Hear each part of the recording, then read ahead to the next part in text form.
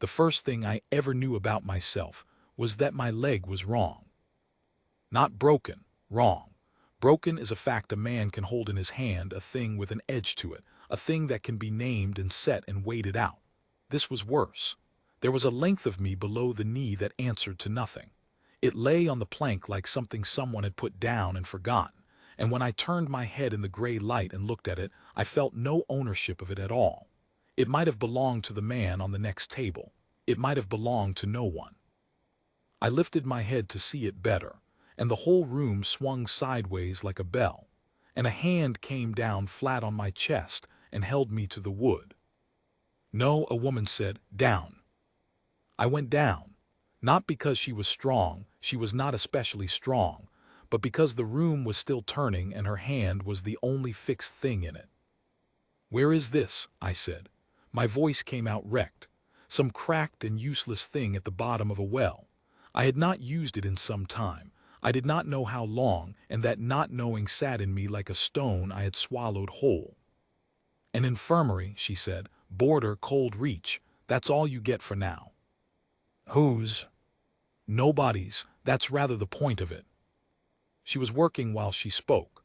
I could feel her hand somewhere below my knee doing something exact and unhurried, and each time she moved there was a bright white line of pain that ran up through my hip and into my teeth, and she did not stop for it, and she did not apologize for it, and somehow that steadied me more than any kindness would have. Kindness would have told me I was dying.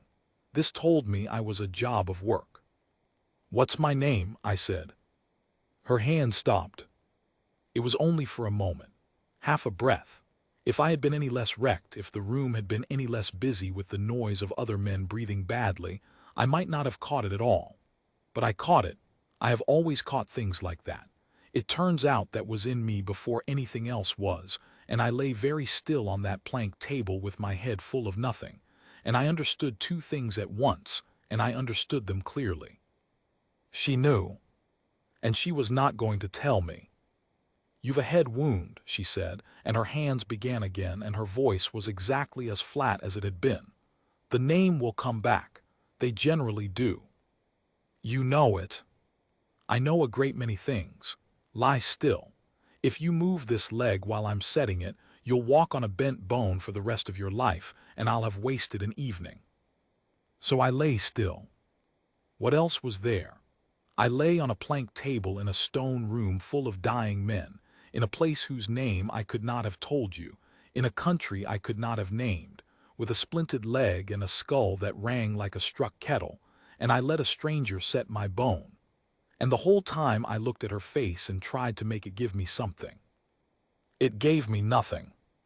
She was perhaps 30. Brown hair scraped back and pinned with a twist of wire, not for vanity, plainly, for the entirely practical reason that hair in an open wound is a nuisance.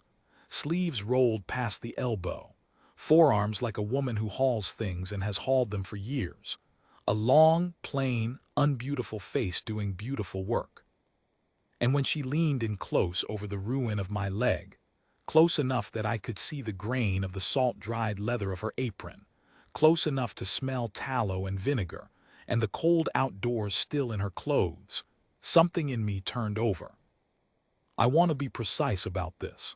It is the strangest thing that ever happened to me, and I have had years now to be precise about it, and I have never once managed to say it in a way that satisfies me. I did not know my name. I did not know my father's name. I did not know what country I was in, whether I had a wife, whether I had ever killed a man, whether I could read. Every single fact of me had been struck clean out, and in that whole blank room of a mind there was exactly one thing standing, one thing that had survived whatever had happened on whatever ridge. I knew her hands.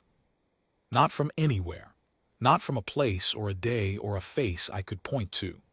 I simply knew them, the way you know your own weight without ever having been told it, and when they moved over my leg, something under my ribs said there, one word, quite clearly, in a voice I had never heard before and did not have the sense then to be frightened of. "You're starring," she said without looking up. "I've very little else to do." The corner of her mouth moved. Not a smile.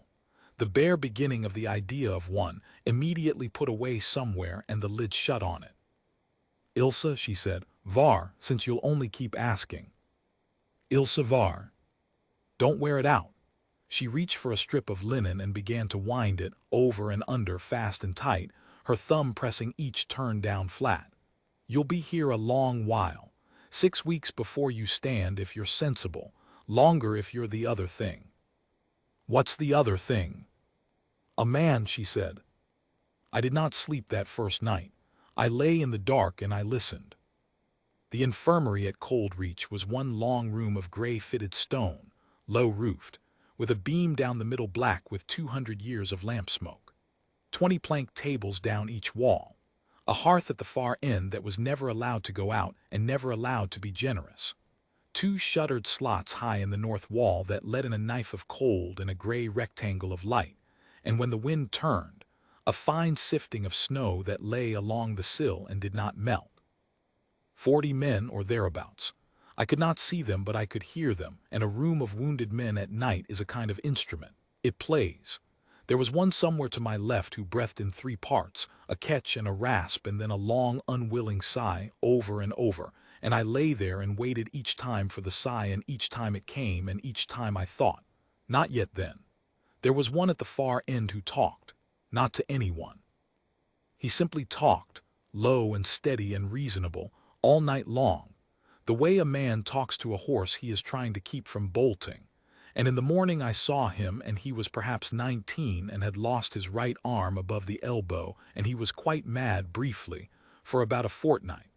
And then he stopped being mad and became merely quiet, which I think was worse. And there were the ones who made no sound at all, and every so often in the night I would hear soft footfalls, and a shudder of a lantern being half drawn, and then a long pause, and then the footfalls going away again. And by that pause I learned to count how many of us there would be at breakfast. She walked that room all night. I do not think she slept more than 4 hours in any of the days I knew her there. She did not sleep in a bed. There was no bed. She had a chair by the hearth with a folded blanket on it, and she sat in that chair and mended things, and every so often she got up and walked the room, and when she came past my table on that first night she stopped. I kept my eyes shut. I do not know why, some animal cunning that had also survived the forgetting. She stood there a long time. I could hear her breathing. I could feel the lamp warmth of her on the side of my face. And she stood there beside a stranger's table in the middle of the night in a room full of dying men, and did not touch me and did not speak. And after a while I heard her let a breath out, very slow, very careful, the breath of someone setting a heavy thing down without letting it make a noise. And then she went away, and I lay in the dark with my heart going like a hoofbeat and thought, she is afraid of me. That was wrong, as it happens, but it took me 11 weeks to find out how wrong. The days took their shape quickly, the way days do when a man cannot get out of them. Gray light at the shutter slots, the scrape of the hearth being raked. Then the sound I came to know better than my own heartbeat, the small bright clink of the hand scale. She weighed everything, every ration of every man in that room, every morning, on a brass hand scale that hung from a hook on the central beam, and she did it in the open, in the middle of the floor, where every one of us could see the pan and the weight. She would call the name and set the weight and pour the barley and let the pan settle, and then, this was the part I could not stop watching, she would take her thumb off the beam entirely and step back a full pace and let it come to rest on its own before she tipped it into the bowl. You needn't do that, I said, about the 4th or 5th morning when she came to me. Nobody here is going to accuse you. She looked at me as though I had said something obscene. Somebody here, she said, will accuse me of something before the winter is out. It is the one thing in this room I am certain of. She poured. The pan settled. She stepped back and let it rest and only then tipped it. So I will not give them this. She put the bowl in my hands and folded my fingers round it, because my hands were not yet reliable. Eat all of it, she said, including the part you'll want to leave because it's disgusting. It is disgusting. Eat it anyway. It was disgusting. I ate it. Here is what I had, in that first fortnight, to make a man out of. I had my hands. I looked at them for hours. There was nothing else to look at. They were not a farmer's hands and they were not a clerk's. The calluses were in 4 places and 4 places only, a hard ridge across the right palm, the pads under all 4 fingers, a thick callus on the left thumb, and one more I could feel rather than see on the inside of the knee through the splint. Sword, rein, saddle. A man who had spent an obscene amount of his life doing what soldiers do, and doing it for long enough that his body had rebuilt itself around the doing of it. I had the white band on the 3rd finger of my right hand. I looked at that a great deal.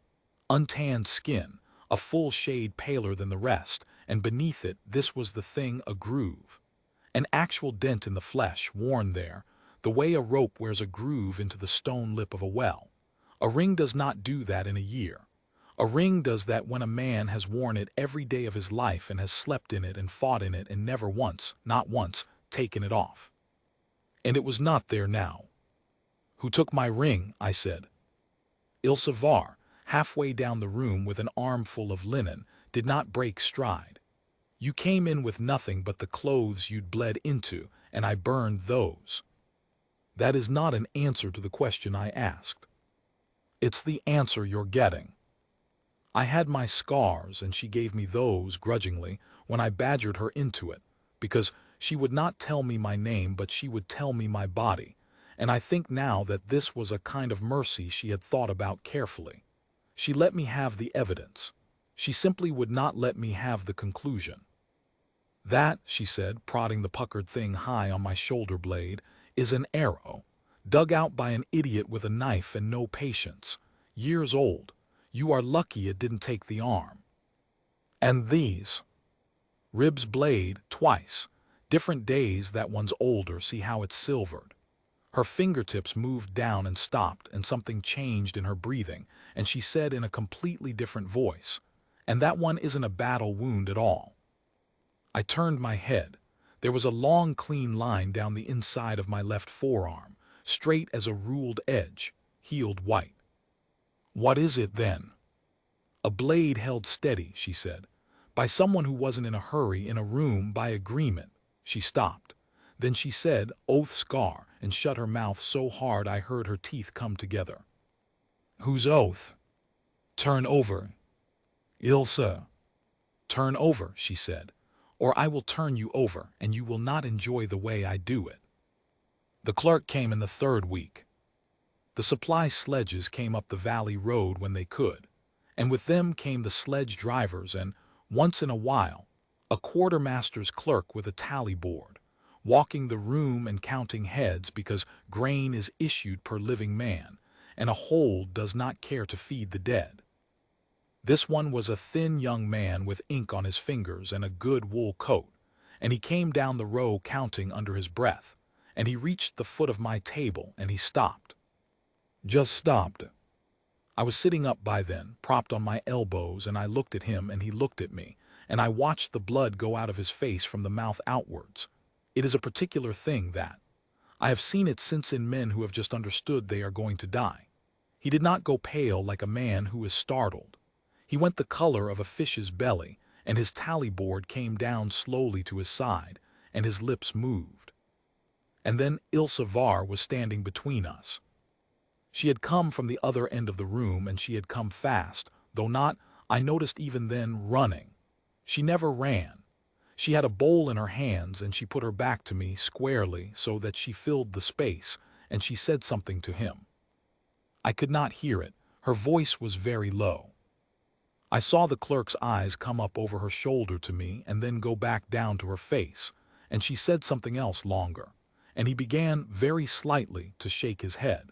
And she said one more thing, 3 or 4 words, and he stopped shaking his head. He went out. He did not finish his count. I never saw that clerk again. What did you say to him? I said, when she came back and set the bowl down. That the man on that table has a head wound, and the falling sickness and cannot be excited. That is a lie. It's a useful lie. Ilse, I got hold of her wrist. It was the first time I ever touched her deliberately, and my hand was so weak that she could have pulled free without effort, and we both knew it, and she did not pull free. That man knew me. She looked down at my hand on her wrist. She looked at it for a long moment, and something went across her face that I could not read at all, and it was gone before I could get hold of it. "Yes," she said. "Then, eat that," she said, "before it's cold." And this time she did take her wrist back, and she walked away down the long room with her spine very straight, and I lay there with my hand still open on nothing. I want to say that I raged. That would be the honest thing to admit, and it would be the wrong thing to say, because I did not rage. I lay there in the gray light with the bowl going cold on my chest, and I found that what I felt underneath the anger was something far more dangerous. I felt watched over. I had no name. I had no country, no history, no idea whether the man I had been was worth a spoonful of that barley. And a woman I had known for 3 weeks was standing between me and the world with a bowl in her hands and lying to strangers on my behalf, and she would not tell me why.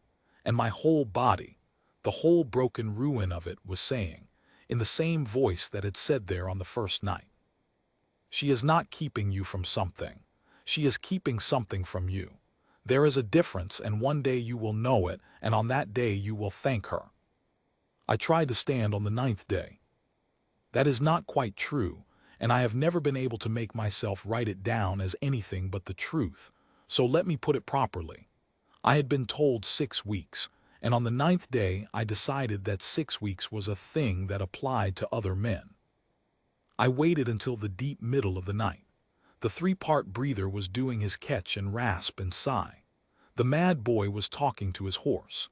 Ilse Var was in her chair by the hearth with her head tipped back against the wall, asleep. I judged, and I judged wrong, and I have never in my life judged anything so badly. I got my elbows under me. I got the good leg over the edge of the plank.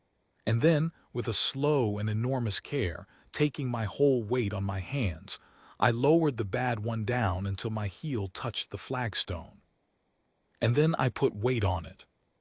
I would like to tell you it broke. That would at least be a reason. It did not break.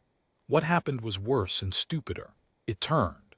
The whole splinted length of it rolled under me like a green log underfoot, and there was a sound from inside my own body, a wet grinding tick that I felt through my hip and into my jaw, and my hands went off the plank, and I went down onto the flagstone's full length with the table coming over on top of me.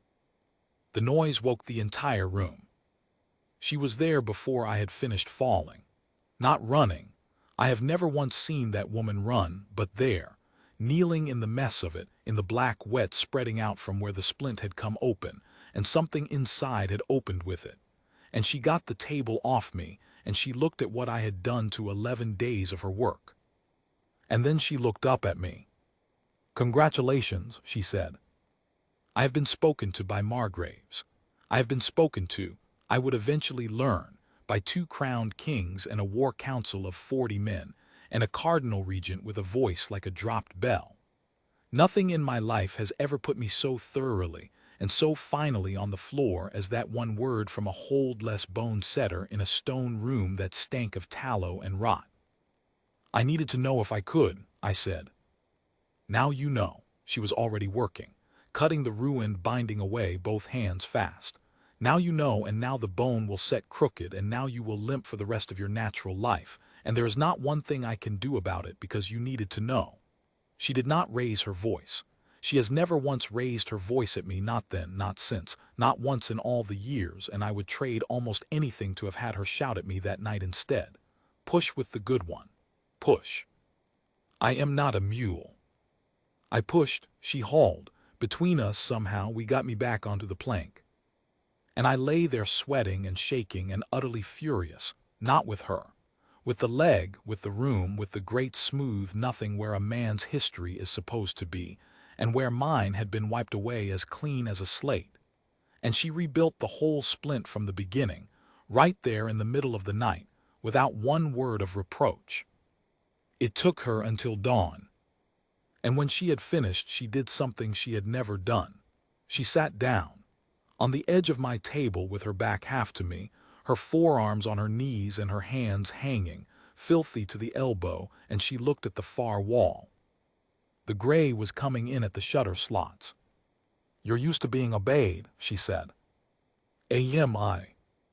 You gave me an order this morning and you didn't notice you'd done it. You said, 'Bring that lamp closer.' Not would you, not could you. You said it the way a man says a thing when he has never in his entire life imagined that the answer might be no." She turned her head and looked at me, and her face was gray with tiredness. "Do you know how many men in this room could give an order like that?" "How many?" "None," she said. "That's the trouble with you." And there it was again, that door standing very slightly open, everything I was on the other side of it, and her hand flat against the wood. "Tell me what I am," I said. "No. Ilsa, please." I do not think in the 11 weeks that I ever hurt her more than I did with that please. I saw it land. She sat there on the edge of my table with her ruined hands hanging between her knees, and she took it, the way she took everything, without flinching, and then she stood up. "You want me to hand you a name," she said, "so that you can put it on like a coat and stop being cold."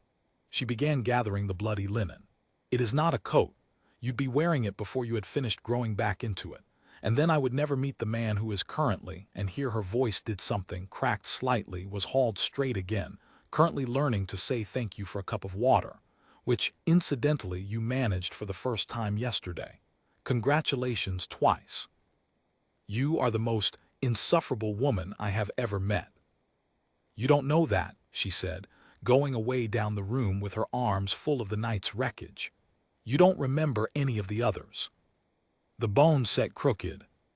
She had told me it would, and it did, and it is crooked to this hour, and I put my weight through it every morning of my life before I do anything else, and every morning it holds. But that is a long way ahead. That morning it did not hold anything. That morning I lay on a plank table in the gray light of the cold reach with a leg full of broken glass and a mind full of nothing, listening to a woman I could not name and could not read and could not stop looking at, moving quietly about a room of dying men, and I began, for the first time, to be genuinely afraid. Not of her. Of the answer. Because there are only two kinds of man in this world who can make a stranger's face go the color of a fish's belly across a room. There is the kind that everybody loves. And there is the other kind. And lying there in the dark with a groove worn into my finger by a ring that a man wears for 20 years and never takes off, with an oath scar down my arm from a blade held steady in a room by agreement, with hands that knew a sword the way other men's hands know a spoon. I could not for the life of me think of a single reason why I should be the first. Winter came down into the cold reach like a lid closing. I had been 11 days on my back since the fall flat, forbidden to sit, forbidden even to turn, and I lay there and watched the light in the shutter slots go from gray to a hard white, and then to a strange sick yellow. And then, on a morning in the last week of frost moon, it went out altogether and did not come back for 2 days. The snow did not fall. That is what nobody who has not wintered in that valley understands. It did not fall.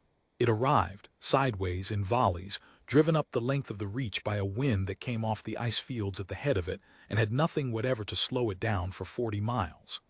It came in at the shutter slots in fine white spears and lay along the inside of the north wall in drifts 3 fingers deep, and it did not melt, because nothing in that room was warm enough to melt it. The sledge road went under. We heard the last sledge go down on the 9th of the month, the runners squealing on the ice, a driver swearing at his ponies, and then we heard nothing more from the south for 11 days. I did not know then that it would be 11 days. Nobody knew. That is the thing about a famine. It does not announce a duration. It simply stops and then you find out. Her name was Havig, the boy who talked all night.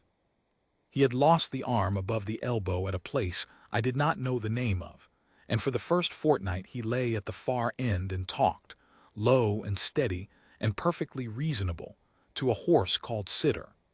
He told Sitter what they would do in the spring. He told Sitter that his mother would not mind about the arm as much as she would mind about him coming home with no wages. He told Sitter that the ground at the top of their field was sour and needed lime, and that he had said so for 3 years and nobody had listened.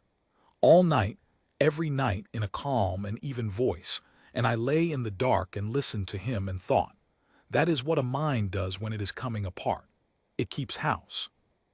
Ilse fed him. She fed him with her own hand because he could not manage the spoon, and she did not shush him and she did not humor him, and she never once said there is no horse. And about the middle of the 3rd week she came and sat by him one evening and said, quite conversationally, "Havig, where's Sitter now?" He stopped. It was the first time he had stopped. "Dead," he said, "on the road." "Yes," she said. And he cried. He cried for about an hour in that terrible open way that a boy of 19 cries, and she sat there with her hand flat between his shoulder blades and let him do it, and after that he did not talk at night any more. He became quiet, and I said to her days later that I thought she had done him a violence. "I did," she said. "Then why?" "Because in the spring he has to go home and tell his mother about the arm," she said, "and he cannot do that while he is still talking to a dead horse. There was no kind way to do it. There is very often no kind way to do a necessary thing. That is not a reason not to do it." She was scouring a bowl. She did not look up. "You'll want to remember that," she said, later. There was a man 3 tables down called Bader, a heavy gray sergeant of about 50 with a gut wound that was never going to close, and he was the one who told me the shape of the war. He was dying and knew it and was, in consequence, the most cheerful man in the room. "Kell Ridge," he said, when I asked him where the wounded in this room had come from. "Most of us. You'd have come off Kell too, I shouldn't wonder, by the state of that leg." "What is Kell Ridge?" Bader looked at me for a moment. "You really have lost the lot, haven't you?" "Everything." "Well," he shifted and winced and settled. "Kell Ridge is a long gray spine of nothing at the head of this valley, and it is the only place between the reach and the passes where a line can stand. Whoever holds Kell holds the road south, and the road south goes down to Viharnhold, and Viharnhold," he made a small gesture with 2 fingers, the gesture a man makes when he is indicating something enormous, "is the whole of it. The hold, the grain, the throne, everything." "And who holds Kell now?" "Nobody holds Kell now," said Bader comfortably. "That's rather the point. We lost it. In Frostmoon, in the snow, on a day I have no great wish to describe to you. What I can tell you is that we were told to hold a line that could not be held, and we held it, and we held it because the man who gave the order was standing in it with us." Everything in me went very still. "Who was?" "The king," said Bader and closed his eyes. "The Alpha King of Viharnhold. He came up onto that ridge in the snow with his own guard, and he stood in the line, not behind it, in it, and he gave the order to hold, and 40 men obeyed him. And I will tell you something for nothing, friend. Not one of those 40 men thought about whether to obey. Not one. It did not occur to us. That is what he was like." "And what happened to him?" Bader opened his eyes, and his cheerfulness went out like a snuffed candle, and what was underneath it was so bleak that I wished I had not asked. "He went down," he said. "I saw him go down, and then the line broke, and then we came off that ridge any way we could, and some of us got carried and some of us crawled, and a good many of us are still up there under the snow." He turned his head away. "And nobody has ever told us whether they got him off or not. 11 weeks, not a word. The requisitions come up from the Regency and they say pending." He said the word the way a man says the name of a disease. Pending. 11 weeks of pending, friend, over a man that 400 people watched fall. I lay there and looked at the black beam over my head. "Bader," I said, "what does a man do in that country if he finds something that ought to be reported and doesn't report it?" "Depends what he's found," said Bader, and then, being a sergeant of 50 who had seen a great deal, he turned his head and looked straight at me for a long, long moment. And then he said, very quietly, "I'd not report it either." And he never said another word about it as long as he lived, which was another 5 weeks.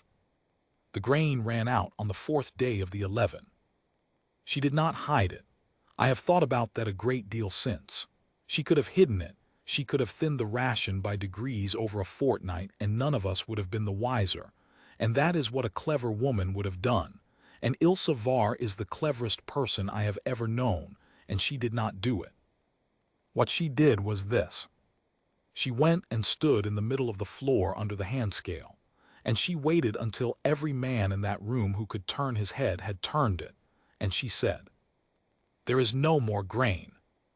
Nobody spoke. "There is a seed store," she said. "It is under the flags by the hearth, and there is 4 bushels of it, and it is the barley for this valley's spring sowing. If we eat it, we do not sow, and if we do not sow, then some of the people in the steadings up this valley will die next winter instead of this one, and they will be children and old women, and not one of them is in this room." The wind went over the roof. "So," she said, "it's yours, not mine. You are the ones who will eat it. I'll not have this decided by a bone setter in the dark. Anyone who wants to speak, speak." And they spoke. God help me, they spoke for 2 hours, dying men, propped on their elbows, arguing about seed barley, and I lay there among them with no name and no country and no right to an opinion about anything. And I have sat in a great many councils since, and I have never in my life seen a thing decided better. Bader said, "There's 9 of us in this room who will not see the thaw regardless. I'm one. Put us on half and give the rest a whole, and no argument from me, and I'll thank you to write that down somewhere." A man near the door said, "Half for everyone. I'll not be given more because I've a better chance. That's not how it's done." Havig, the boy, the quiet one now, said, "My mother's got a steading up the North Fork. She's sowing next spring." And then he stopped and turned red and said, "But I'd like to eat." And there was a strange broken laugh all down that room, the first laughter I ever heard in it. And in the end they took a vote, and the vote was, "Eat the seed, half rations to all, no exceptions for the dying and no exceptions for the strong, and log every grain of it against the hold's account, so that V. Harnhold could be made to replace it in the spring." "Log it how?" someone said. "On the scale," said Ilse Var, "in front of you, every morning, as I have done every morning since I came here, and as I will do every morning until they carry me out of it." And she did. 11 days, every morning in a freezing room on a brass hand scale hanging from a black beam in front of 40 starving men. Name, wait, pour, step back, let the pan settle on its own. And she ate last. Not late, last. She served every man in that room, every morning and every evening, and only when the last bowl had gone out did she go to the scale and weigh her own, and it was the same half ration as the rest of us, and I lay on my plank table and watched her do it 11 days running with my mouth full of the taste of a barley that had been meant to go into the ground. On the 7th morning I said, "Take mine." She did not even look up, no. I am flat on my back. I am not walking that room 14 hours a day. You are. Take half of mine or you will be on the floor by Thursday, and then who weighs the barley? She poured. The pan settled. She stepped back and let it rest and tipped it into the bowl and turned round and put it in my hands and folded my fingers over it, because my hands still were not reliable and never entirely would be again.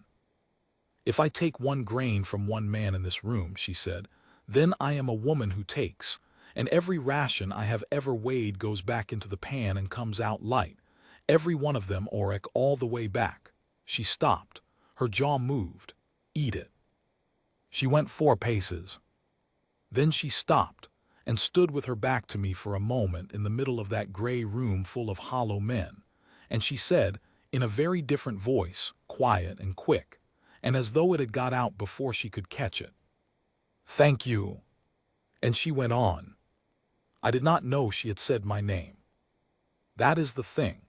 That is the whole thing, and I have never in 20 years been able to make anyone believe it. She said it and she walked 4 paces, and she did not know she had said it, and I did not know she had said it, because a name means nothing to a man who has no memory to put it in. Eat it, Auric. It went by me like a stone thrown into a river at night. I heard the splash. I did not see the stone. And I sat there with my bowl and ate it and thought about her hands. The bond, then. Since everybody always wants to hear about the bond, and since what happened to me was not what happens in the songs. In the songs, it strikes. A man sees a woman across a crowded hall and his blood turns to fire, and the moon tells him her name, and he knows, on the instant, that he has been waiting 300 years for exactly this. Mine did not strike, because there was nothing left in me for it to strike against. I had no history to be overturned. I had no pride to be humbled, no council of matches to be refused, no long famous solitude to be ended, no wolf to rise in me. My wolf did not come back for months, and when it did, it came back slowly and shamefaced, like a dog that has been beaten and is not sure of its welcome. I was a blank room, swept bare. And into that blank room, from the very first night, before I had a name or a leg or a single verifiable fact about the world, she had already walked and set down her lamp and begun to work. So it was not a lightning strike. It was slower and stranger, and I think more terrible than that. It was this. I was building a man out of evidence, piece by piece, week by week, the calluses, the ring groove, the oath scar, the way I gave orders without hearing myself do it, and every piece I found fitted around her. She was not something added to the man I was reassembling. She was in the foundations. She was underneath the parts. Whatever I had been before the ridge, and whatever was left of me after it, the one continuous thread running through both, the one thing the snow had not taken, was that, when Ilse Var's hands moved near me, something at the very bottom of me sat up and said there. I told her something like that badly, on the 9th night of the 11. The seed store was nearly gone. She was mending the hand scale by the hearth. The pivot had worn, and a scale that is out by a hair is worse than no scale at all. And so she sat up half the night with a bit of brass wire and a file, in a starving room, making certain that tomorrow's half-ration would be an honest half-ration. I had got as far as the hearth by then. 3 weeks of hauling myself along the tables, and I could sit on the flags by the fire, and it cost me the better part of an hour to get there and back, and she never once offered to fetch me. "You've been staring at me for a quarter of an hour," she said. "I have been trying to work out how to say something." "Say it badly, then. It'll be quicker." So I said it badly. I said that I had no memory, and that every fact in me had been struck out, and that in the whole blank of it there was one thing standing, and it was her hands, and that I had known them on the first night when I did not know my own name, and that whatever I was underneath, right down at the bottom, where there was nothing left to take away, she was already there before the rest of it, and I did not know what that meant, but I knew it was not gratitude, and I would like her to know it before I knew anything else, because I might not have long. Men in that room did not, as a rule, have long. She had stopped filing. She sat there with the scale in her lap and the firelight on the side of her face, and she did not look at me, and she let a long time go by. "You've had a head wound," she said. "That is not an answer. It is the only one you are entitled to." She started filing again, and her hands were not quite steady. And I saw it, and she knew I saw it, and she went on filing anyway. "You don't know what you are yet, and a man who doesn't know what he is cannot give anything away, not honestly.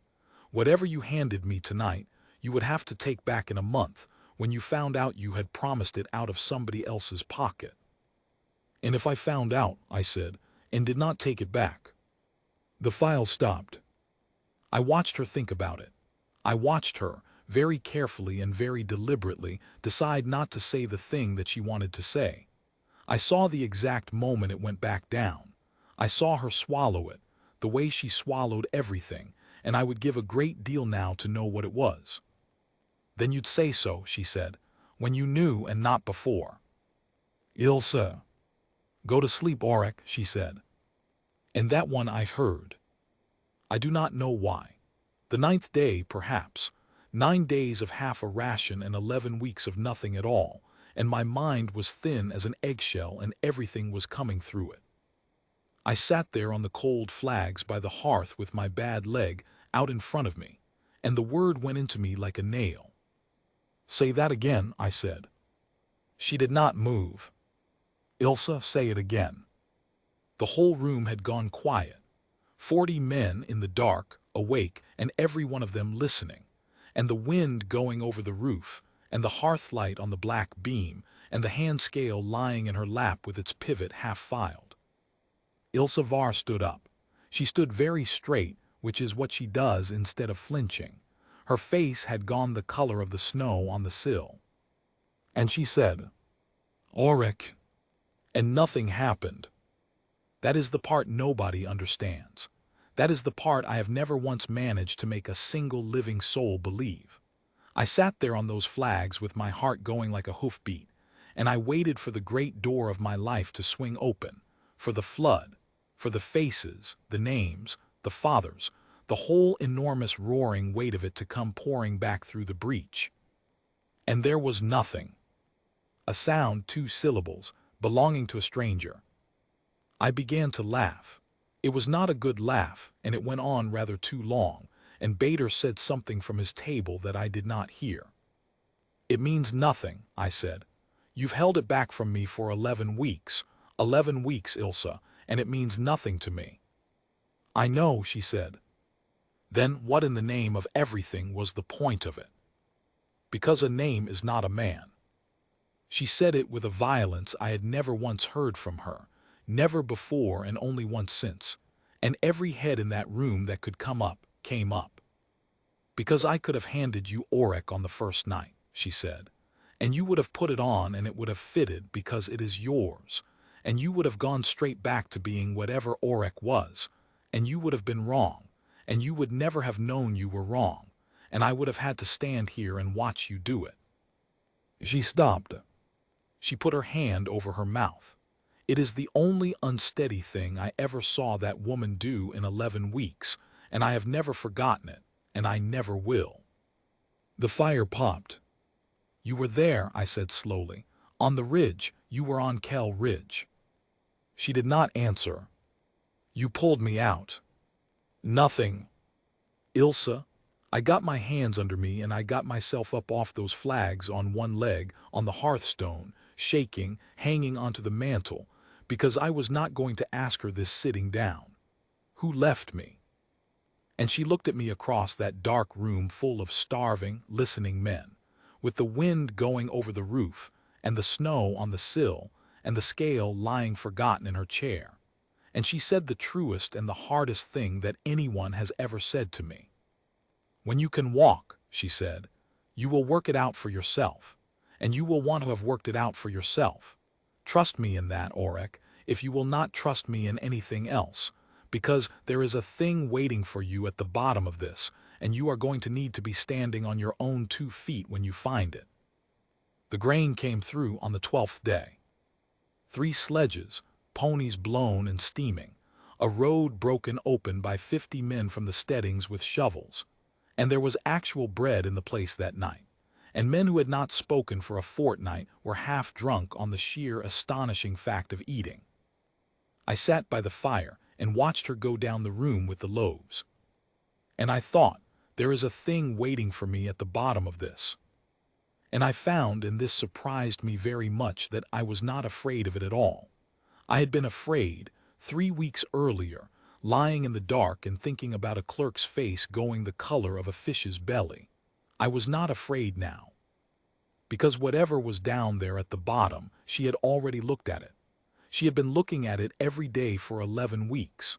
She had looked at it on the first night, with her hand flat on my chest and her thumb pressing the linen down, and she had made her decision about it, and the decision was, not yet, he is not ready to carry that yet. I will carry it for him a while longer. Nobody had ever done anything like that for me in my life. I did not know that, of course. I could not have known it. I had no life to compare it to. But I have got it back now, all of it, every year of it, and I have gone through it since like a man going through a house, room by room, and I can tell you with perfect certainty. Nobody ever had. The memory came back the way the thaw came, not all at once, and not in the order anyone would have chosen. It began with a smell. There was a barrel of pitch outside the infirmary door that they used on the sledge runners. And one morning in the first week of the melt, the sun got onto it, actual sun, the first in 2 months, and the smell of hot pitch came in through the open door. And I was standing at the water butt with a lance shaft crutch under my arm, and I was suddenly, completely, somewhere else. A deck, a gray sea, a man's voice saying, "Mind the rail, sir, they've only just done her." A gull. And then it was gone, and I was standing at a water butt in a stone room with my heart going and my hands shaking so badly that the dipper rattled against the rim. That was the first. They came like that, all of them. Never a face, never a name, never anything useful. A slant of light on a stair I had climbed 1,000 times and could not place. The precise weight of a door. A dog, a big rough gray dog with a torn ear, and an enormous and pointless grief that came with it and doubled me over between 2 tables so that Ilsa had to come and get me up. The sound of a woman singing in another room, 2 floors down, in a language I did not know I knew. And the ridge. The ridge came back last, and it came back in the wrong order, and it came back for weeks in slivers, and every sliver cost me a night. Snow going sideways. That first. Snow going sideways and a wind so hard you had to shout into the ear of the man beside you and he still could not hear you. Then a line. A gray line of men on a spine of rock with their backs to a drop, and I was in it. I was standing in it, and I had put myself there on purpose because a line will hold as long as the men in it can see the man who told them to hold it. Then my own voice, very calm, saying hold. Saying it once and not shouting it because I had learned somewhere, I did not know where. I still do not, that a man who shouts an order he is not certain of gets it obeyed once, and a man who says it quietly gets it obeyed until he tells them otherwise. Then the cold that comes into a leg when the bone in it is gone. Then the sky. That was the piece I could not get past. For 3 weeks I could not get past the sky. I was on my back on the rock and the snow was coming down into my open eyes and I could not turn my head and I could not move anything at all. And I lay there and looked at the sky. And I knew, with a clarity I have never had about anything else in my life, that I was not going to be able to get up. And then a shadow came across the sky. A man bending over me. And I could not see his face. "You're not sleeping," she said. "No." "How many nights?" "I don't count them." "You count everything," said Ilsa. "Sit down." I sat. It was the second week of the thaw and the door of the infirmary stood open all day now, and the valley outside was black and running with water, and Bader had died in the night, quietly, without troubling anyone, which was very like him, and there were 11 empty tables in that room where in Frost Moon there had been none. She sat down across from me on the end of a plank and put her forearms on her knees. "Tell me," she said. So I told her. The pitch, the stair, the dog, the singing, and then the ridge sliver by sliver in the wrong order and the snow and the line and my own quiet voice saying hold and the cold coming into the leg and the sky. And the shadow. "I can't see his face," I said. "I get that far and it stops. Every night. 3 weeks. I get to the shadow and there is nothing behind it. It's like the head wound is sitting on it, Ilsa. It is sitting on precisely the one thing." "It isn't the head wound," she said. I stopped. She was looking at her hands. "It isn't the head wound," she said again. "You were face up and it was snowing and he was standing between you and the sky. You couldn't see his face because his back was to the light." She looked up. "You never saw it. There is nothing to remember. You are trying to open a door that has nothing behind it and it is costing you 3 weeks of sleep, and I am telling you now so that you will stop." The water ran off the roof outside. Drip, drip, drip, all down the length of the eaves. "You were there," I said. "Yes." "You saw him." Ilsevar looked at me for a long moment. "I was behind the line," she said, 200 paces back in the rocks with a horse blanket and a bag of splints, because that is where I am always to be found, and it is a very stupid place to be, and I have been told so by better men than you." She said it flatly. "I saw the line break. I saw the men come back past me. And I saw one man who did not come back past me, who went forward up onto the rock to where you were lying, and he stood over you. And I was 200 paces away in the snow, and I could not hear one word of it, and I did not need to, because I could see the whole of it, and so could every man who was still on that ridge." "What did I see?" I said. "What was I looking at?" "You were looking," she said, "at your own guard captain." She let that sit. "And he stood over you," she said, "and he looked down at you, and then he turned his head and he looked at the pass behind him, and then he looked down at you again. The drip, drip, drip off the eaves. And then he chose," she said. I did not speak for a long time. "How long did he look?" I said at last. Ilsevar's mouth went thin. "That," she said, "is exactly the question I knew you would ask, and it is exactly the reason I have not told you any of this for 11 weeks. "How long?" "Long enough that it was not a mistake." She stood up. She walked 3 paces and turned round. "Long enough that he thought about it, Auric, long enough that a man had time to weigh a thing and put it down and pick up the other thing. It was not panic. It was not the fog of a broken line. He stood there in the snow over the body of his own king for as long as it takes to boil a kettle, and he decided, and then he walked away, and he took 11 men with him. And you. And I waited until they were off the rock," she said, "because there were 11 of them and 1 of me, and I am not a fool. And then I came up with the blanket." "How far?" "I beg your pardon." "How far," I said, "did you drag me?" And Ilsevar, who could stand in the middle of a starving room and put the seed store to a vote, who could tell a boy his horse was dead and sit with her hand between his shoulders while he came apart, Ilsevar looked at the floor. 4 miles, she said, give or take. 4 miles. There was a downslope for some of it, she said, so it is not as impressive as it sounds, and I would be obliged if you would stop looking at me like that. I found the truth in the 2nd week of the thaw, and I found it nailed to a doorpost. The infirmary's grain came under requisition, and the requisitions were signed, and the signed requisitions were nailed in a sheaf by the door, because Ilsevar had a horror, an absolute horror, of any man alive ever being able to say that she had taken a thumb's worth of a hold stores that was not written down. They hung there in all weathers. Some of them had been there 4 years. The ink had run on the older ones, and the paper had gone soft and gray as cloth. I had walked past that sheaf perhaps 200 times.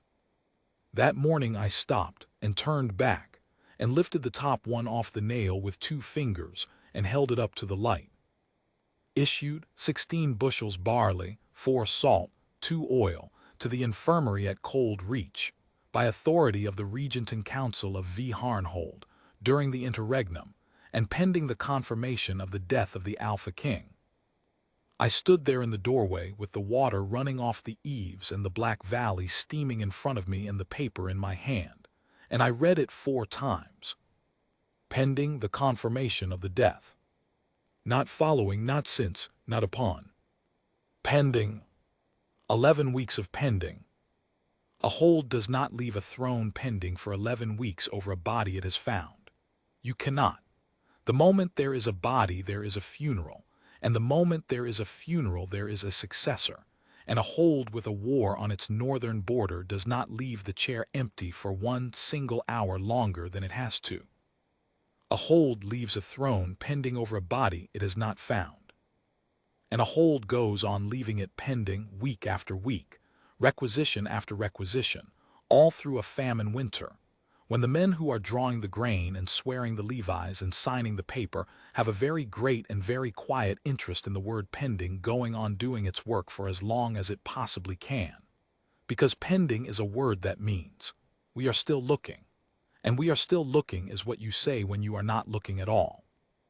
And when at last the snow comes off the ridge in the spring, and a body is found up there with the ravens at it, then it will be a tragedy and a hero's death and a great deal of black cloth, and no man alive will ever be able to say that a guard captain stood over his king in the snow for as long as it takes to boil a kettle, and then chose.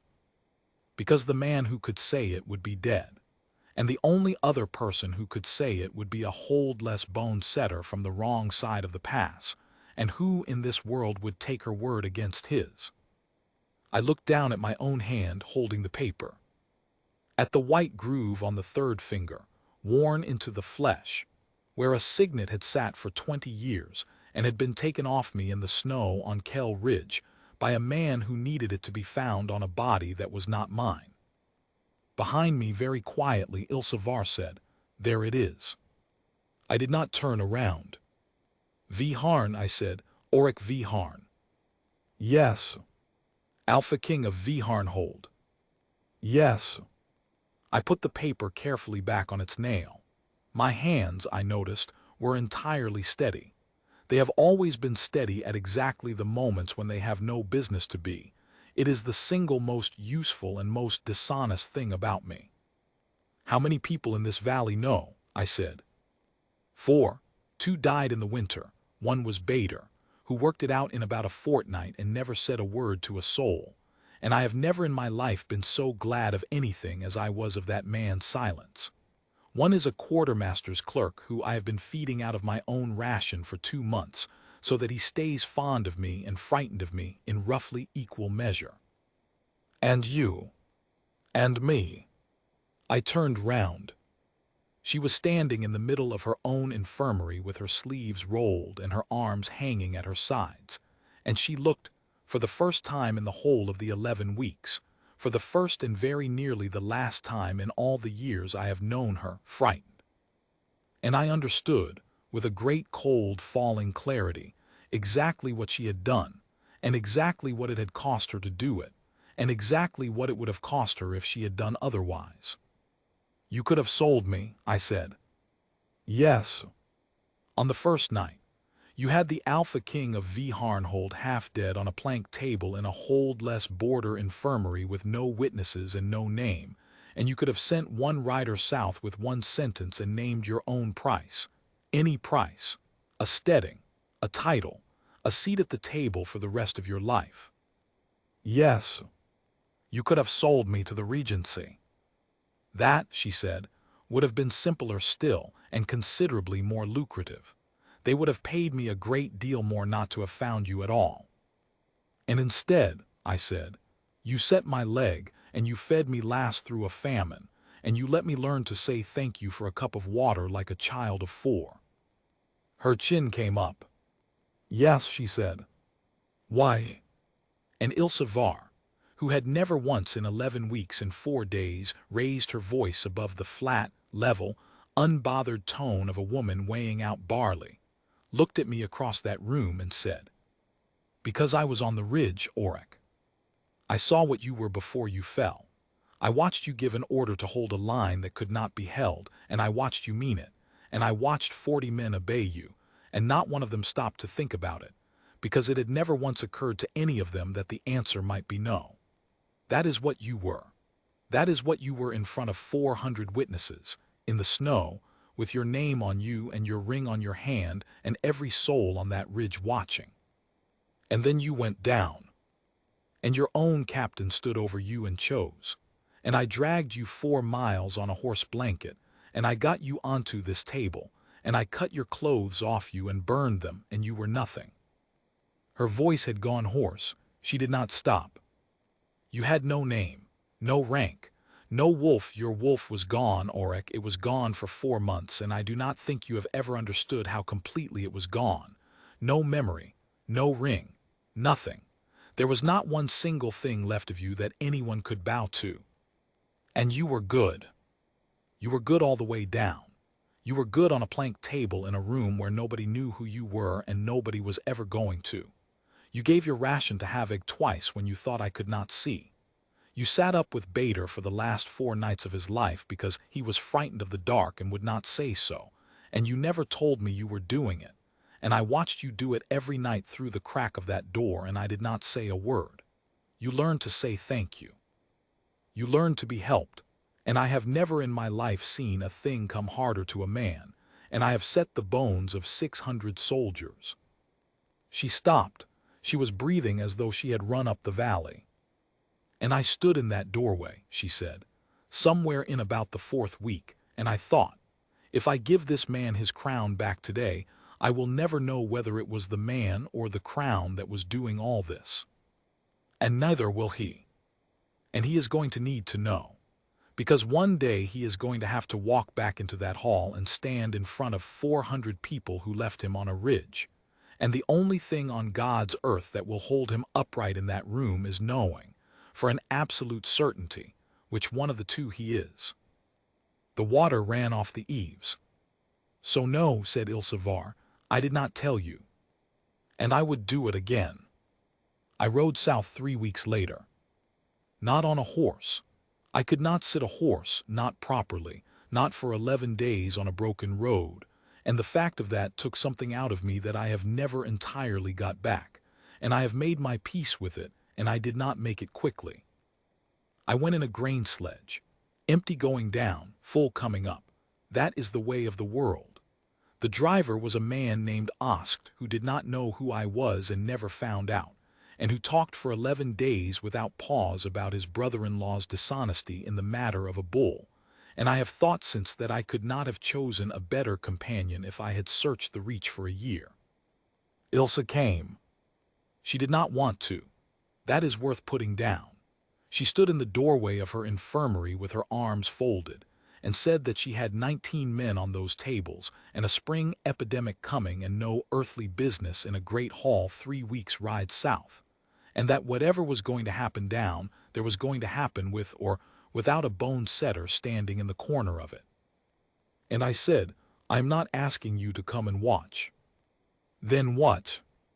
I am asking you to come and be seen, I said, because I am going to say a thing in that hall, and it is going to be a thing about you, and I have discovered that I am not willing to say it about a woman who is 400 miles away and cannot contradict me. You will stand there, and if I say one word of it wrong, you will say so, in front of all of them, and I will stop and correct it. She looked at me for a long moment. That, she said, is the first genuinely kingly thing you have ever said. Is it? No, she said, and went to get her coat, but it was close. We came up the long stone ramp into Viharnhold on the 11th day, at noon, in the rain. I want to set down what I felt, because I have been asked about it a great many times and I have always lied about it, and I am too old now to keep it up. I felt nothing. I stood at the foot of that ramp with a lance shaft crutch under my arm and my bad leg screaming, and 11 days of sledge in my back. And I looked up at the walls of the hold. I had been born in 60 feet of black-fitted stone, the water coming off it in sheets, the banner over the gate hanging sodden and unreadable, and I waited to feel it. The great homecoming surge, the mine, the thing that men in songs feel when they see their own gate again. Nothing. It was a wall. It was a very good wall, and I knew I had got the memory back by then, most of it in 100 jagged pieces, that my grandfather had built the eastern half of it, and that there was a bad course of stone at the northwest corner that let the damp in, and I knew the name of the gate captain and the smell of the guardroom, and the exact sound my boots had made on those flags for 31 years. And it was a wall. Ilsevar, beside me, said nothing at all. She simply stood there in the rain with her collar up and let me look at it for as long as I needed to. And after a while I said, "It's smaller than I remembered." "Everything is," she said. "Are you going in, or are we going to catch our deaths?" The great door stood open for the noon sitting. 400 people. The whole council, the levy captains, the household, the petitioners in the well of the hall with their caps in their hands, the regent up on the dais in a good black coat, at a table set crosswise below the empty chair, because he had not sat in it, I noticed. He had been very careful about that, all winter, and behind him, standing at the wall with his hands behind his back in the parade rest of a man who has stood in that exact spot for 15 years. My guard captain, Renho. The name came up in me like a body coming up out of deep water, and with it came 30 years. A boy of 11 holding my stirrup, a young man laughing in a guardroom, a hand on my shoulder in a corridor after my father died. Steady, sir. I have you. And the whole enormous weight of it arrived in me at once, and I stood in the doorway of my own hall and had to put my hand on the stone. I loved him. That is the thing nobody puts in the songs. That is the thing that is never said. I had loved that man for 30 years. He had taught me to sit a horse. And he stood over me in the snow on Kell Ridge and looked at the pass, and thought about it for as long as it takes to boil a kettle, and left me for the ravens. Ilsevar's hand came under my elbow, not to hold me up, just there. Straight down, she said quietly, through the bone. I put my weight on it. It held. And I walked into that hall. The noise, when it came, did not come all at once. It began at the back among the petitioners, where a woman with a basket saw a wet, thin, limping man come through the doors on a lance shaft, and did not know him at all and then knew him, and made a sound I have never heard a human being make before or since. Not a scream, a kind of tearing. And then it went up that hall like fire in dry grass. I did not stop walking. That is the only thing I did right in the first minute of it. Everything else was luck. I put the crutch down and swung the bad leg through and put it down and pushed the weight through the crooked bone, and did it again and again. And the hall came apart around me, men standing, benches going over backwards, a clerk's whole tally of papers going up into the air like startled birds, and I walked up the middle of it and did not look at anyone, because I had worked out somewhere on the 11-day road that if I looked at one single face, I would not be able to look away from it. The regent came off the dais so fast he caught his knee on the table. He went down on the flags in front of me, a heavy, decent, badly frightened man of 60 called Has Ordrun, who I have kept in his place to this day, and who has never once in 20 years given me cause to regret it. And he got out about 4 words of something, and then simply stopped and knelt there with his mouth open, and the rain from my coat dripping onto the back of his hands. And behind him, Renhol went to his knees rather faster. I stood in the middle of my own hall and looked down at the top of my guard captain's head. 30 years. He had taught me to sit a horse. There was gray in that hair now that had not been there when I was a boy holding onto his belt in a courtyard. And I found that I felt nothing at all except a kind of enormous, level tiredness. I have thought about that a great deal since. I had spent 11 days on a sledge rehearsing a rage. I had expected the thing that comes up in a man's throat and takes his voice away. And there was nothing there but tiredness, and I understand now what that was. Ilsevar had had 11 weeks of me. She had taken the man who could have stood in that hall and killed Renhel where he knelt, and she had fed him last, and made him carry his own bowl, and let him fall on his face on a flagstone floor and get up again. And by the time I reached that hall, there was simply nobody left in me who wanted to do it. That is what she took from me, and that is what she gave me. It was the same thing. They brought the crown. I did not ask for it. I want that understood. It came up from the vault in a black box under a cloth, and there were 2 chamberlains carrying it and a herald behind them already drawing breath, and the whole hall, 400 people on their feet, in that ringing wet noise, turned towards it like a field of corn turning in the wind, because 11 weeks of pending was about to be signed off in one motion, and every soul in that room could feel it coming and wanted it. The box came open in front of me, and I looked at it, and I looked at the hall, and I said, "Not yet." The herald's breath went out of him. "Sire," the regent began. "Not yet," I said again, and I will tell you why, and then it can go back in the box until I have finished, and then we will do it properly. And I turned round. She was standing just inside the doors. She had not come up the hall with me. She had stopped on the threshold, exactly as I might have known she would, in a bone-setter's coat with the reins still on it and a pack on her shoulder, in a hall full of black velvet and gold chain. A plain, tall, unremarkable woman with wet hair scraped back and pinned with a twist of wire, standing very straight, which is what she does instead of flinching. 400 faces turned to look at her. She let them. This, I said, is Ilsavar. She is holdless. She was born on the wrong side of the pass, and she has no kin in this hold and no rank in it. And every man of rank in this room would have turned her off this floor at the door. And I will not pretend otherwise, because I would have done it myself, and I do not think I would even have noticed I had done it. Nobody moved. On the 12th of Frost Moon, I said, she came up onto Kell Ridge from behind the line. Not with the line.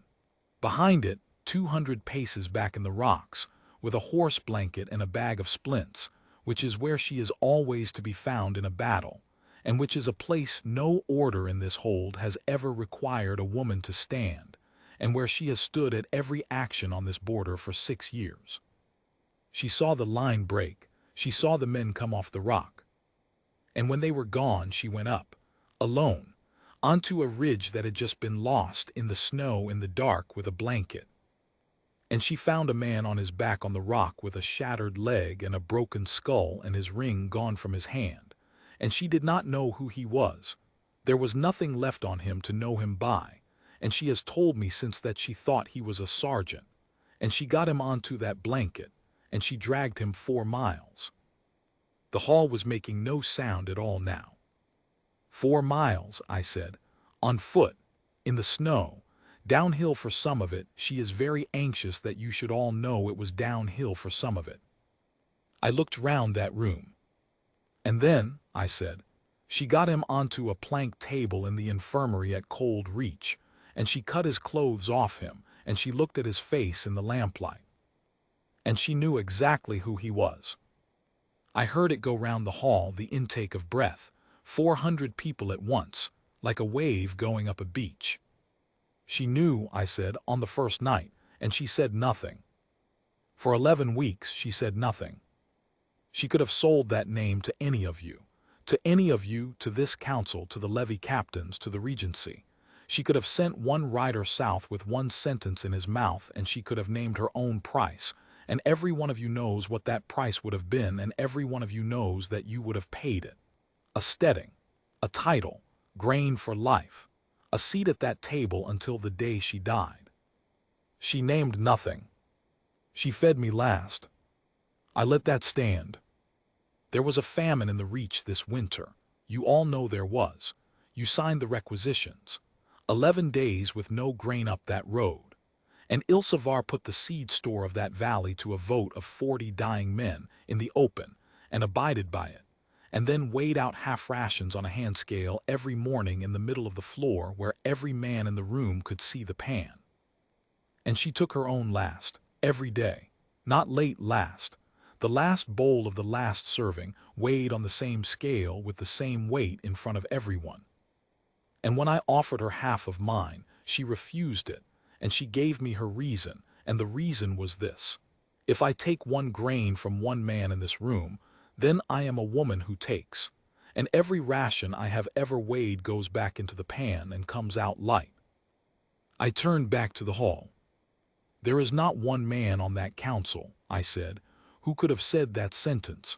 I could not have said it. I have thought about it every day since, and I could not have said it. The regent on the flags had put his head down. And when I asked her my own name, I said, and here, for the first time, my voice did something I had not planned, and I let it. When I asked her, on a plank table in the dark, with nothing in my head at all, she would not give it to me.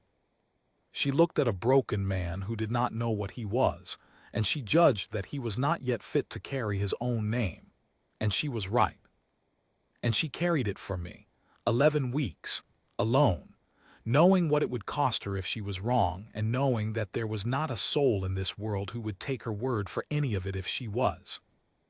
I put my hand out into that silence. So before that box is opened, I said, I am going to say what I learned in a room where nobody knew who I was. Any man can be good in a hall. Any man can be good where he is watched, where there is a chair behind him and a name in front of him and 400 people to see it. That costs nothing. That is not a virtue. That is a performance, and I have given it in this room 1,000 times and been praised for it. Being good on a plank table where you are nobody, and there is nothing to gain by it, and nobody will ever know, that is the whole of it. That is the entire test. I did not know I was taking it. She did. And then I looked past all of them, to the man kneeling on the flags in the parade rest of 30 years, who had taught me to sit a horse. Renho, I said. He looked up, and I saw in his face the whole of it. I saw that he had known since the moment the doors opened, and that he had spent 11 weeks knowing that this hour was coming and telling himself it was not, and that some part of him was, God help us both, relieved. You stood over me on that rock, I said, and you looked at the pass. How long did you look? And he said, and I will give him this, and it is the only thing I will ever give him, and I have never taken it back. Long enough, sire. There is a thing that is expected, at that point in a hall. They were ready for it. I could feel the whole room lean towards it. 400 people who had been terrified for 11 weeks, and were about to be given somewhere to put it, and a man on his knees in the middle of the floor who had earned it, and a king with a crooked leg standing over him who had every right in the world. And I did not want it. That was the strangest discovery of that entire day, and it came on me while I was standing there. I did not want it, and I did not have to have it, and nobody in that room could make me have it. I said, I am not going to hang you. The hall made a sound. Because you would like it, I said, and because it would be finished, and because in 2 years there would be a song about it in which I am a fine cold figure of justice and you are a villain, and every man in this hold would be able to put the whole business down and walk away from it and never think about Kell Ridge again as long as he lived. I looked at him, and I am not going to let this hold walk away from Kell Ridge. I turned my head. Ilsa, I said, come here. And she came. Down the whole length of that hall, past 400 people who moved out of her way without being asked, in her wet coat, with her pack still on her shoulder. And she stopped beside me and looked at the man on the floor with an expression I could not read at all. You saw it, I said. You were the only one who saw the whole of it. It is yours. Auric. It is yours, I said. I have been a king for about 4 minutes, and I am already about to make a bad decision out of 30 years of loving that man, and I know I am, and I have not got the memory back well enough to trust myself. You have spent 6 years weighing things. Weigh this. And Ilse Var stood in the middle of the great hall of V. Harnhold in a bone-setter's apron, and looked down at the guard captain who had left the Alpha King in the snow, and thought about it for a long time. Every spring, she said at last, when the snow comes off Kell Ridge, there are bodies on it. There were 41 men on that rock, and 11 came off it walking, and 1 came off it on a blanket. That leaves 29, and they are up there now, and their people in this valley have had no bones to bury and no place to put them. She said it flatly, in exactly the voice she used to say there is no more grain. He goes up, she said, alone, on foot, with a blanket in frost moon, the same month, the same road, the same snow. And he brings down whatever he finds, one at a time, and he carries it to whichever door it belongs at. And he stands in that doorway, and he tells the people who open it exactly what he did on that ridge, and exactly why their son is coming home in the arms of the man who did it. And he does it again the next year, and the year after that, until there is nobody left up there. And if there is nobody left up there and he is still living, then he goes up anyway, and he stands on the rock where he did it, alone, for the night, once a year until he dies." The hall did not make a sound. "That is not mercy," said Ilsavar. "Do not any of you mistake it for mercy. A rope takes an hour. This takes the rest of his life, and it will be very cold, and it will be very lonely, and he will have to knock on those doors, but it puts 29 men in the ground, and it does not put one single thing into a song." She looked up at me. "That," she said, "is what I weigh." I have never in 20 years amended that sentence. He came back the first year with the bones of 2 men, and he knocked on the doors, and he told them, and he has gone up every frost moon since. He is an old man now. He will go up this year. I do not stop him, and he does not ask me to, and we have not spoken of it since the day it was passed, and there is nothing whatever left between us but a thing that happened on a rock and cannot be mended, and both of us have learned to carry it. Her sentence, not mine. Mine would have been shorter and worth less. The crown went on the following spring, in its proper season, with the proper words, and it was a very fine day, and I remember almost nothing about it. I remember that she was not at the front. I looked for her, in the middle of the whole enormous business, with 400 people shouting my name and the chain going over my head and the old words being said over me. And I found her, at last, at the very back of the hall by the doors, standing with the household and the petitioners and the door guards, with her arms folded, watching me with her head slightly on one side. The way she looks at a bone she is deciding about. I asked her 3 times.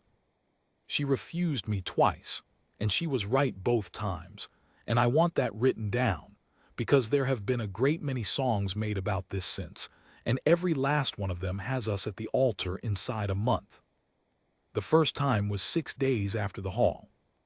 She said, "You have been a king again for 6 days. Ask me when you have been one for a year and still want to." The second time was 14 months later, and it was in the small council chamber, and I did it very well. I had thought about it for a long while, and I had it all in order, and I laid it out to her the way a man lays out a case, and she listened to every word of it with her hands folded. And she said, "You are asking me because you are grateful." And I said with some heat that I was not. And she said, "You are asking me in a hall, Auric."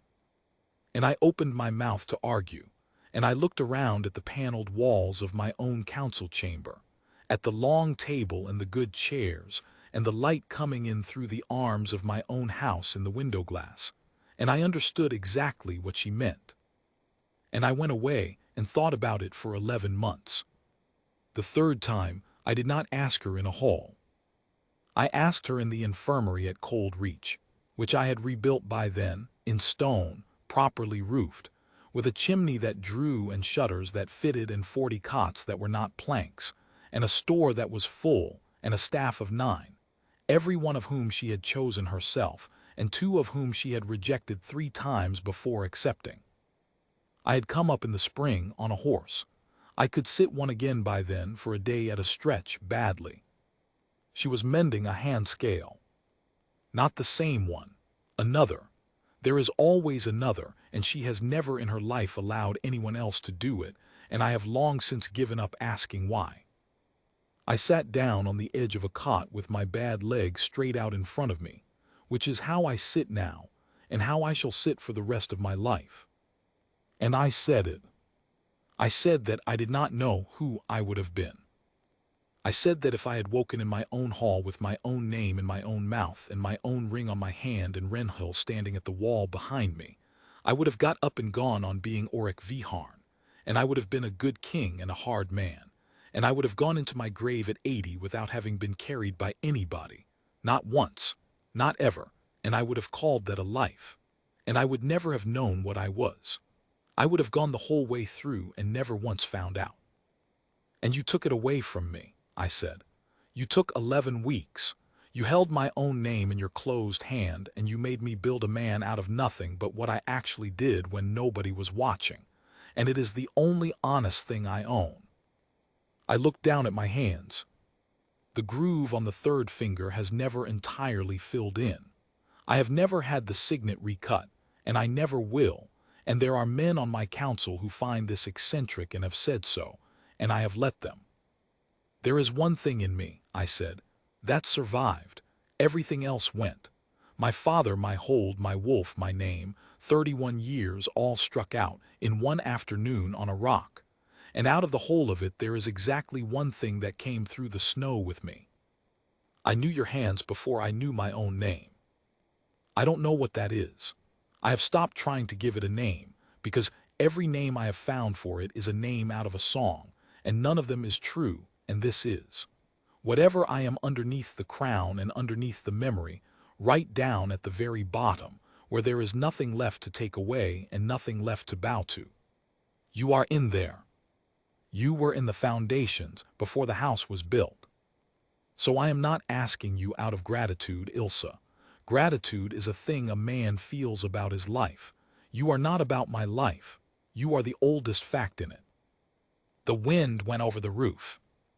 It does that up there. It always has. It always will. Ilsa Var sat with the hand scale in her lap and the file in her fingers, and she looked at me for a long moment with her head slightly on one side. And then she reached across and took my hand and turned it palm up on the cot between us and put hers into it. "All right," she said. "All right. All right." She let that sit for exactly as long as she wanted to. "But you will be marrying a woman who is going to go on telling you no. I am counting on it. And I will not be called queen." "You will be called," I said, "whatever you like." "Then I shall be called what I am," said Ilsa Var, and took her hand back and picked up the scale again and got on with her work. She is called that still. Bone setter of Viharnhold. It is on no roll of honors, and it appears in no protocol, and it outranks every title in this hold. Every man on my council knows it. The ones who come late and did not see her cross that floor learn it inside a fortnight, and they learn it from each other, and none of them has ever needed to be told twice. She has never sat in the chair beside mine. There is one there. I had it made, and she has never once used it, and it stands there empty at every sitting, and I have come to understand that it does more work empty than it ever would with her in it. She sits at the back by the doors with her arms folded. And when I am about to do something stupid, and I am a king, and I am about to do something stupid roughly once a month, I look up, down the whole length of that hall, past all of them, and she is there. And she does not shake her head. She has never once shaken her head at me in front of a hall, and she never will, because she says a man who can be publicly steered is not being steered by her. He is being steered by whoever is looking at him, and she will not have it. She simply puts her head very slightly on one side. And that is enough. That has always been enough. I still limp. I shall limp until I die.